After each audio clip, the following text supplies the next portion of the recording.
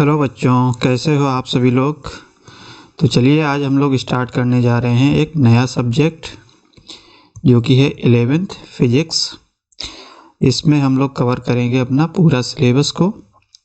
और यहाँ पे जो भी आपके चाहे सीबीएसई बोर्ड के स्टूडेंट हों, चाहे यूपी बोर्ड के स्टूडेंट हों, और चाहे जो स्टूडेंट आईआईटी जेईई और नीट की जो प्रिपरेशन कर रहे हों, उनके लिए भी हम लोग यहाँ पे हम बेसिक लेवल से हाई लेवल तक के कॉन्सेप्ट्स को और क्वेश्चंस को साथ साथ में सॉल्व कराएंगे।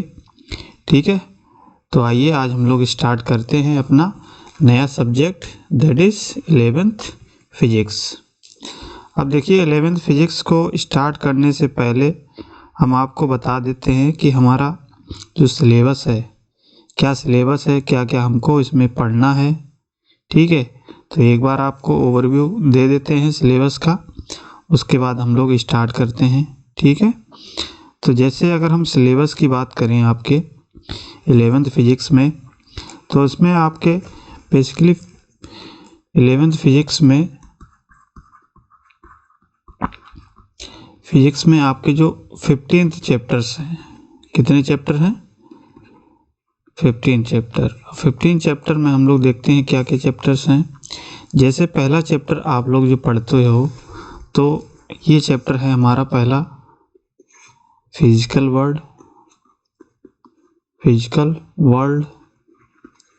ठीक है, फिजिकल वर्ल्ड में बेसिकली हम लोग क्या करते हैं, बेसिक चीज़ें बताई जाती हैं कि फिजिक्स क्या है और फिजिक्स को किस तरीके से, कहाँ से इसकी उत्पत्ति हुई है, कहाँ से इसका इंट्रोड्यूस हुआ, कैसे। ठीक है, तो और ये नेचर से किस तरीके से रिलेट करता है, क्या क्या लॉज आते हैं जो फिजिक्स में हम लोग पढ़ते हैं। तो जो भी हमारा एनवायरनमेंट में या नेचर में जो भी घटना घटित होती है, उसको कहीं ना कहीं हम किसी फिनोमेना या हम कह सकते हैं किसी लॉ से ही एक्सप्लेन कर सकते हैं। तो वो सारी चीज़ें हम लोग इसमें देखते हैं। हालांकि ये चैप्टर आपका किसी भी एग्ज़ाम में नहीं पूछा जाता है। ठीक है, तो कोई भी एग्ज़ाम में ये चैप्टर नहीं पूछा जाता है। ठीक है, तो इसमें फिजिक्स के बारे में थोड़ा बताया गया है, थ्योरेटिकल है। अब दूसरा जो चैप्टर है हमारा मेन चैप्टर, वो है यूनिट एंड मेजरमेंट। यहाँ से हमारा प्रॉपर सिलेबस स्टार्ट होता है, यूनिट एंड मेजरमेंट। ठीक है, यूनिट एंड मेजरमेंट। थर्ड जो चैप्टर आप लोग पढ़ोगे वो है मोशन।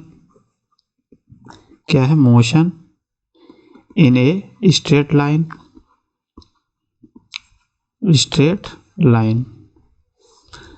फोर्थ चैप्टर आप लोग पढ़ते हो मोशन इन ए प्लेन, यानी कि कोई भी पार्टिकल का अगर मोशन हो रहा है एक प्लेन में, तो इसमें क्या क्या कॉन्सेप्ट लगते हैं, क्या क्या इसमें लॉज होते हैं, तो वो सारी चीज़ें पढ़ते हैं। फिफ्थ जो चैप्टर आप पढ़ोगे, लॉ ऑफ मोशंस, यानी कि मोशन के क्या क्या लॉज होते हैं, वो सारे लॉज हम लोग इसमें पढ़ते हैं। सिक्स्थ जो चैप्टर आप लोग पढ़ोगे वो वर्क, एनर्जी एंड पावर होगा, वर्क, एनर्जी एंड पावर। ठीक है, सेवेंथ चैप्टर रहता है system of particles and rotational motion, system of particles and rotational motion.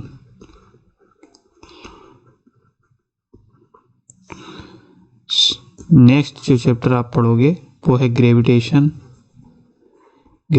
आप लोग पढ़े होंगे हाई स्कूल में। ठीक है, बेसिक से। नाइन्थ जो चैप्टर आप पढ़ोगे mechanical properties of solid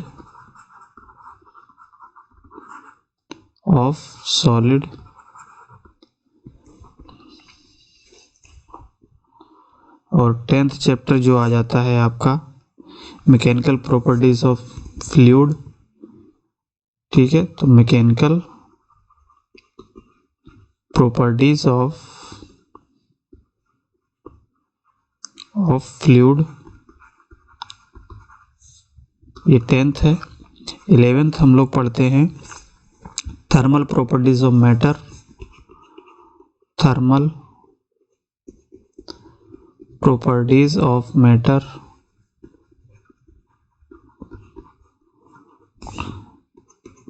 12th chapter है थर्मोडायनामिक्स,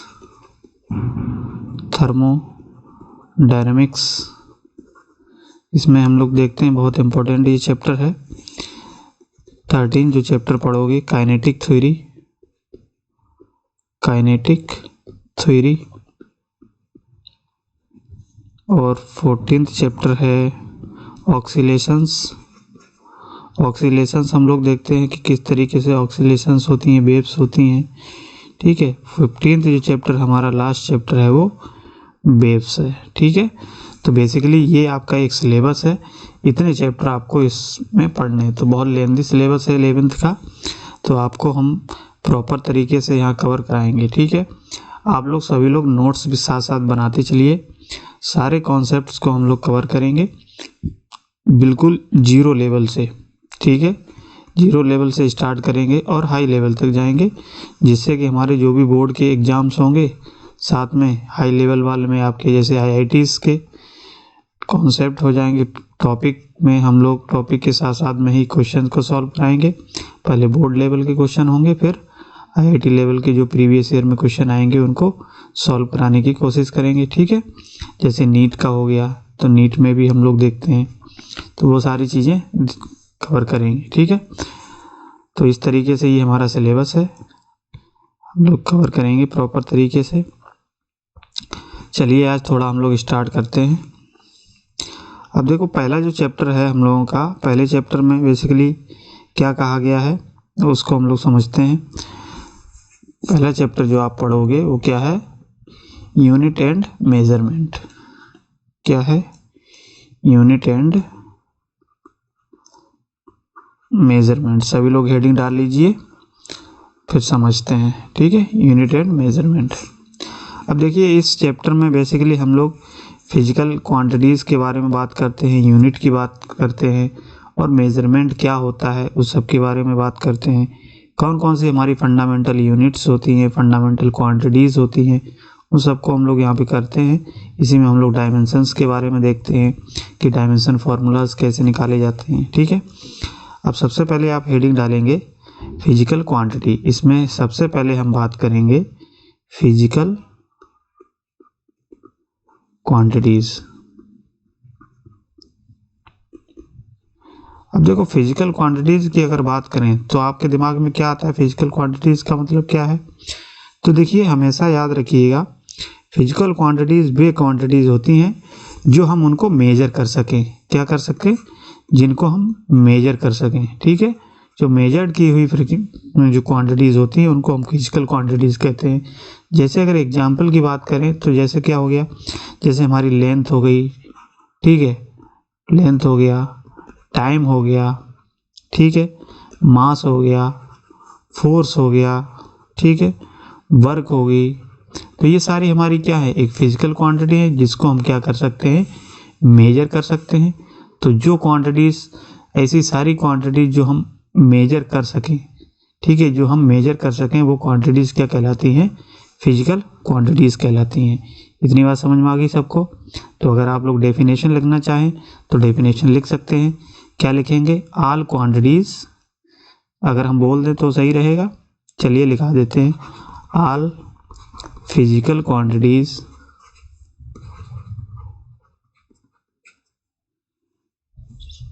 देखिए ऐसे लिखेंगे, यहाँ से हेडिंग डालिए सही से, फिर हम बोलते हैं आपको। फिजिकल क्वांटिटीज हेडिंग डाल के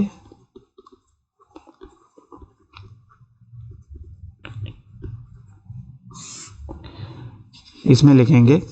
तो फिजिकल क्वांटिटीज क्या होती हैं, सिंपली हमने बताया आपको, वो क्वांटिटी जो हम आसानी से मेजर कर सकें, जो मेजर की जाती हैं वो हमारी फिजिकल क्वांटिटीज़ हैं। जैसे ऑल क्वांटिटीज़, अब लिखिए all quantities that can be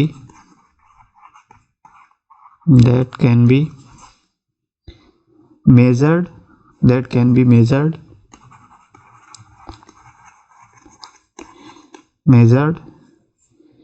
is called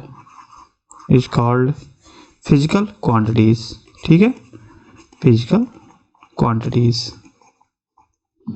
समझ में आ गया। तो ये फिजिकल क्वांटिटीज है। अब फिजिकल क्वांटिटीज क्या होती हैं, तो एग्जांपल में लिख लीजिए, जैसे लेंथ हो गया, टाइम हो गया, मास हो गया, इस सारी चीज़ें लिख लो। टाइम, लेंथ, मास, वर्क, एक्सेट्रा, ठीक है। तो बहुत सारी क्वांटिटी जो हम मेजर कर सकें उन क्वांटिटीज़ को फिजिकल क्वांटिटीज़ कर देते हैं।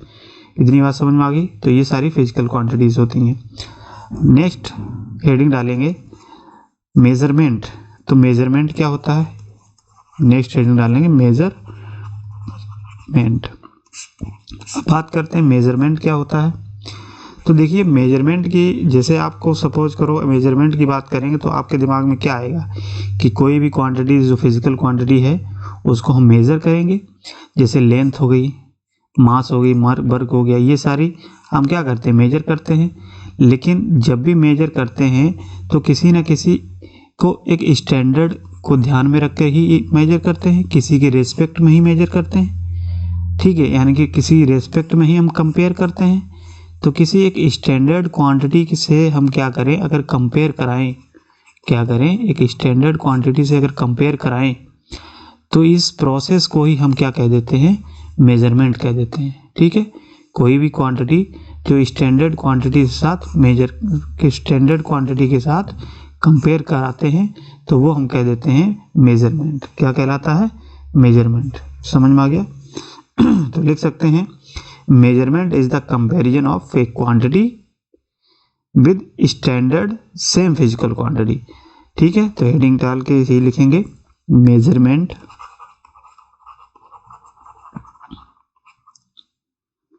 is the comparison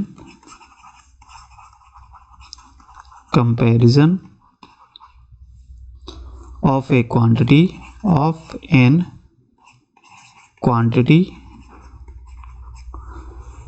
with a standard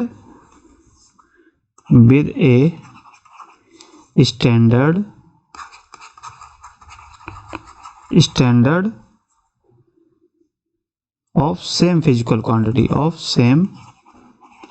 physical quantity, ठीक है। अब देखिए यहाँ पे स्टैंडर्ड का मतलब समझिए। स्टैंडर्ड क्वांटिटी का मतलब क्या है कि ऐसी क्वांटिटी जो पूरे वर्ल्ड में सिर्फ एक ही, उसी को बेस मानकर हम उसी से साथ में कंपेयर कराते हैं, ठीक है। जैसे लेंथ की होगी तो लेंथ क्या है, मीटर है, तो मीटर को हम लोग कंपेयर करा के सेम फिजिकल होनी चाहिए। ऐसा नहीं कि लेंथ को अगर कंपेयर करा रहे हैं तो मास से कंपेयर करा रहे हैं, ऐसा नहीं। जैसे लेंथ है तो लेंथ से ही कंपेयर कराएंगे, जैसे मीटर में है तो 1000, इस तरीके से मतलब कह सकते हैं फिजिकल क्वांटिटी हमारी चेंज नहीं होनी चाहिए, ठीक है। तो एक कंपैरिजन ही होता है जिससे वह क्वांटिटी जो हम क्या करते हैं स्टैंडर्ड क्वांटिटी से कंपेयर कराते हैं तो वो हमारा प्रोसीजर मेजरमेंट कहलाता है, ठीक है। इतनी बात समझ में आ गई सब लोगों को, बताइए। तो ये होता है मेजरमेंट। इस तरीके से हम कह सकते हैं ये मेजरमेंट है। अब बात करते हैं कि जो भी हमारी फिजिकल क्वांटिटीज़ होती हैं, जैसे फिजिकल क्वांटिटी जैसे हमने बताया कि आपका टाइम हो गया, ठीक है, वर्क हो गया, ठीक है, मास हो गया, तो ये सारे क्वांटिटीज़ हमारी फिजिकल क्वांटिटीज़ हैं। अब इन फिजिकल क्वांटिटीज़ को अगर हम बात करें रिप्रेजेंटेशन, अगर बात करें रिप्रेजेंट किस तरीके से करते हैं तो उसी के बेसिस पे हम लोग जो यूनिट्स पढ़ते हैं, तो यूनिट क्या है, एक तरीके से कि जो भी हमारी फिजिकल क्वांटिटी है उसको हम किसी न किसी मैग्नीट्यूड के रेस्पेक्ट में हम क्या करते हैं, सेम फिजिकल क्वांटिटी को एक्सप्रेस करते हैं, या हम कह सकते हैं उसको रिप्रेजेंट करते हैं, तो उसको हम क्या कह देते हैं, यूनिट्स कह देते हैं। तो जो भी हमारी फिजिकल क्वांटिटी जो मेजर की जाती हैं एक स्टैंडर्ड मैग्नीट्यूड के सेम फिजिकल क्वांटिटी से, तो उसको हम यूनिट्स के फॉर्मेट में लिख सकते हैं उसके मैग्नीट्यूड को, ठीक है। तो जैसे टाइम का यूनिट क्या होती है, सेकंड होती है, ठीक है। ऐसे ही वर्क की यूनिट क्या होती है, जूल होती है। तो इस तरीके से ये क्या है, हमारी यूनिट्स हैं, ठीक है, जिसको हम इनमें मेजर करते हैं, ठीक है। टाइम को सेकंड में मेजर करते हैं, वर्क को जूल में मेजर करते हैं। तो ये हमारी क्या शो करती है, यूनिट्स को शो करती है, ठीक है। तो आप अगर लिखना चाहें तो लिख सकते हैं चलिए हम बोल देते हैं इसको यूनिट, आप हेडिंग डाल के लिख लीजिएगा, क्या लिखेंगे, यूनिट। तो यूनिट में हम बोलते हैं, आप लिखिएगा, ठीक है। जैसे all physical quantities are measured, all physical quantities are measured with respect of time, with respect of time, with respect of time नहीं, ऐसे लिखिए, with respect to standard magnitude, standard magnitude of the same physical quantity, of the same physical quantities, and these standard are, and these standard are called units, these standard are called units, units, ठीक है।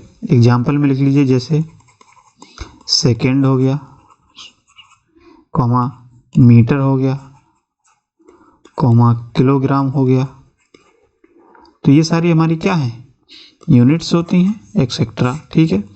तो ये second क्या है, हमारी time की unit है, metre क्या है, लेंथ की यूनिट है या डिस्टेंस की यूनिट है, किलोग्राम क्या है, मास की यूनिट है, ठीक है। तो इस तरीके से ये हमारी क्या है, यूनिट्स होती हैं, ठीक है। तो यहाँ तक आप समझ में आ गई सब लोगों की बात, बताइए। अब कुछ हमारी फंडामेंटल क्वांटिटीज़ होती हैं, फंडामेंटल क्वांटिटीज़ आप पढ़े होंगे, तो फंडामेंटल क्वांटिटीज़ क्या होती हैं उसको देख लेते हैं। फंडामेंटल क्वांटिटीज, तो फंडामेंटल क्वांटिटीज का मतलब क्या है कि ये हम कह सकते हैं एक तरीके से स्टैंडर्ड क्वांटिटीज, या कह सकते हैं फंडामेंटल, ये बेस क्वांटिटीज होती हैं, ठीक है। यानी कि फंडामेंटल क्वांटिटी वो क्वांटिटी होती हैं जो हमारी इंडिपेंडेंट होती हैं, इंडिपेंडेंट होती हैं कोई अदर टाइप की फिजिकल क्वांटिटी से, अदर टाइप की फिजिकल क्वांटिटी से। जैसे हम लोग, एक तो फंडामेंटल क्वांटिटी होती हैं, एक ड्राइव्ड क्वांटिटीज़ होती हैं, ठीक है। तो ये इंडिपेंडेंट होती हैं अदर क्वांटिटी से।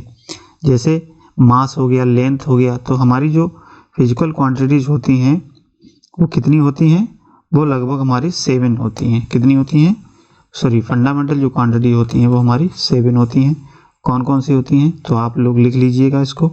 जैसे मास हो गया, पहली मास हो जाएगी, ठीक है।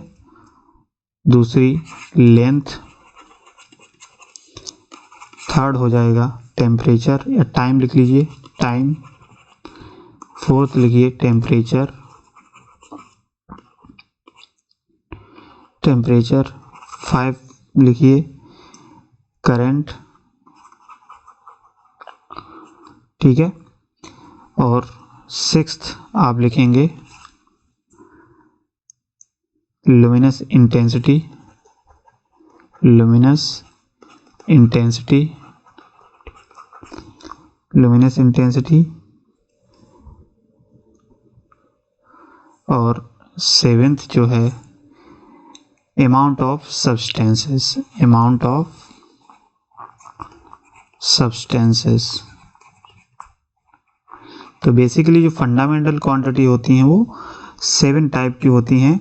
अब इसको हम रिप्रेजेंट किस तरीके से करते हैं, जैसे मास का अगर हम यूनिट की बात करें तो इसका केजी होता है। इसको अगर हम लोग बात करें यूनिट को अगर सीजीएस में रिप्रेजेंट करने की तो जी हो जाएगा। इसका अगर मास को जो बेसिकली हम जो नोटेशन करते हैं डायमेंशन के फॉर्मेट में, तो ये हम कह सकते हैं ये डायमेंशन फॉर्मूला होता है हमारा, ठीक है। तो मास को हम सिंपली एम से रिप्रेजेंट करते हैं, और लेंथ को हम लोग कैपिटल एल से रिप्रेजेंट करते हैं, और टी को, टाइम को हम लोग कैपिटल टी से रिप्रेजेंट करते हैं। और जैसे टेम्परेचर हो गया, तो टेम्परेचर को हम किस में रिप्रेजेंट करेंगे, थीटा में रिप्रेजेंट करते हैं। करंट को हम लोग ए से रिप्रेजेंट करते हैं, ठीक है, ए से रिप्रेजेंट करते हैं। जबकि लुमिनस इंटेंसिटी को किस में रिप्रेजेंट करते हैं, सी डी बना देंगे, सी डी से। और अमाउंट ऑफ सब्सटेंसेस को मोल में रिप्रेजेंट करते हैं, किस में, मोल में रिप्रेजेंट करते हैं, ठीक है। तो ये हमारी बेसिकली फंडामेंटल क्वांटिटी होती हैं।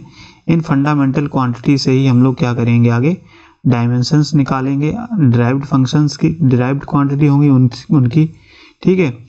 तो इस तरीके से जो 7 टाइप की हमारी फंडामेंटल क्वांटिटी होती हैं, इसको आप लोग याद रखना। आगे हम लोग बात करेंगे नेक्स्ट ड्राइव्ड क्वांटिटीज़ के बारे में, ठीक है। तो आज इतना ही रखते हैं। आज हमारा बेसिक है, आज हमने आपको थोड़ा इंट्रोडक्शन दे दिया है। नेक्स्ट क्लास से हम लोग इसके आगे से स्टार्ट करेंगे, ठीक है। प्रॉपर तरीके से आप नोट्स बनाते चलिए, बिल्कुल अच्छे से जो हम नोट कराते हैं उसको नोट करते चलिए। प्रॉपर तरीके से हम आपको नोट्स कवर करा देंगे, ठीक है। चलिए फिर आज के लिए इतना ही रखते हैं। बहुत बहुत धन्यवाद सभी लोगों का।